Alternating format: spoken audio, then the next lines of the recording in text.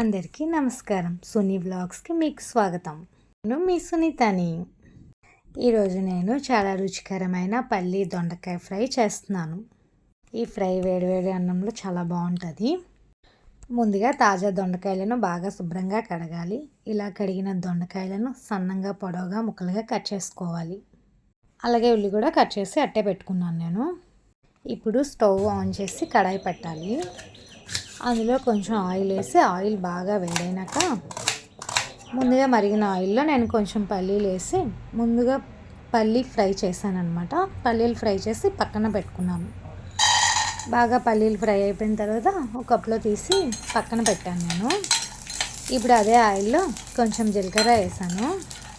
తర్వాత ఉల్లిపాయలు పచ్చిమిర్చి కట్ చేసినవి చిన్నగా కట్ చేసిన ముక్కలు అందులో వేసాను అనమాట. పల్లి ఎందుకంటే ముందును ఫ్రై చేశాను, కొంచెం ఫ్రై పైన వేసాం అనుకోండి కొంచెం వేగినట్టుగా ఉంటాయి కదా, అదే ముందు నుంచి మగ్గించామంటే కొంచెం తడిచిపోతాయని చెప్పి అలా వేసాను అనమాట, మెత్తగా అయిపోతాయని. ఇలా అయితే పంటికి బాగా తగులుతాయి కదా, అదే పల్లి పకోడీలాగా. ఉల్లి పచ్చిమిర్చి ఆ జీలకర్ర తొందరగా వేగడం కోసం నేను ఒకసారి మూత పెట్టాను. ఎందుకంటే మనం ఫ్రై కదా, సిమ్లోనే ఫ్రై చేస్తాం కదా అని చెప్పేసి సిమ్లోనే నేను వండుతున్నాను అనమాట. ఇప్పుడు మూత ఒకసారి తీసి చూస్తే పోపులు బాగానే ఎగిపోయి ఉన్నాయి. ఆ తర్వాత కట్ చేసి అట్టే పెట్టుకున్న దొండకాయ ముక్కల్ని ఇందులో వేసాను అనమాట. దొండకాయ ముక్కలు వేసిన తర్వాత ఆ పోపులకి బాగా పట్టేలాగా దొండకాయలు అంతా బాగా కలిపాను. కలిపిన తర్వాత ఒకసారి అది కూడా మూత పెట్టాను నేను. కొంతసేపు తర్వాత మళ్ళీ ఒకసారి కలపాలి. మంట తక్కువలో ఉంచితే ఫ్రై బాగా అవుతుంది అనమాట. ఈవెన్గా దొండకాయ అంతా కుక్ అవుతుంది బాగా, అంటే మాడిపోకుండా బాగా ఉడుకుతుంది కదా అని చెప్పి. ఇప్పుడు చూసా దొండకాయలు బాగా ఫ్రై అయిపోయింది. ఇందులో నేను కొంచెం పసుపు, ఉప్పు, రుచికి సరిపడినంత కారం వేసాను. ఇప్పుడు వేసిన తర్వాత నేను కలపకుండా మూత పెట్టేశాను అనమాట. అలా కలిపితే ఆ కారం అంతా అడుగుకి వెళ్ళిపోతుంది కదా, మాడిపోతుంది తొందరగా అని చెప్పి ఇలాగే అట్టే ఉంచాను. కొద్దిసేపు పోయిగా కలుపుతాను, కొంచెం మగ్గుతాయి కదా అది కూడాను అని చెప్పి. ఇప్పుడు బాగా ఉప్పు కారం అంతా కూరకు పట్టేలాగా కలుపుకోవాలి. ఆ తర్వాత మనం వేయించిన పల్లీలు పక్కన పెట్టాము కదా, అవి కూడా ఇందులో వేయాలి.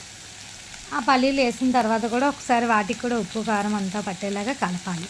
కలిపిన తర్వాత నేను కొంతసేపు మూత పెట్టేసి ఉంచాను. కొంతసేపు తర్వాత మూత తీసి మళ్ళీ ఒకసారి కలిపేసి స్టవ్ ఆఫ్ చేసేసుకోవడం.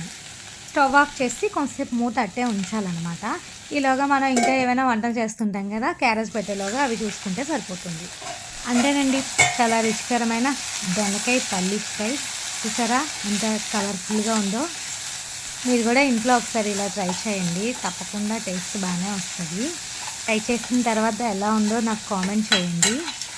అంటే ఫ్రై కదా, ఆయిల్ కొంచెం ఎక్కువ వేస్తాము. ఇంకా ఎక్కువ వేసాము అనుకోండి మాడకుండా ఉంటుంది అని అనుకోవచ్చు. అలా వేస్తే డీప్ ఫ్రై అయిపోతుంది కదా అని చెప్పేసి మనకు దీనికి తగ్గంత ఆయిల్ వేసుకొని ఇలా నెమ్మదిగా ఫ్రై చేసుకుంటే సరిపోతుంది అనమాట. అంతేనండి. వీడియో నచ్చితే లైక్ చేయండి, షేర్ చేయండి. అలాగే మన ఛానల్ ఇంకా సబ్స్క్రైబ్ చేసుకోకపోతే సబ్స్క్రైబ్ చేసుకోండి. సబ్స్క్రైబ్ చేసుకోవడం మాత్రం మర్చిపోవద్దు.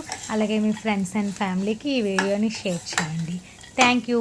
ట్రై చేస్తే ఎలా వచ్చిందో నాకు కామెంట్ చేయడం మాత్రం మర్చిపోవద్దండి. ప్లేట్లో కూర అన్నం పెట్టుకొని హాయిగా తినేస్తే దొండకాయ ఫ్రై రెడీ అయిపోయినట్టే.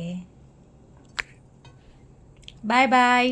మళ్ళీ ఒక సరికొత్తమైన వంటతో మళ్ళీ మీ ముందుకు వస్తాను.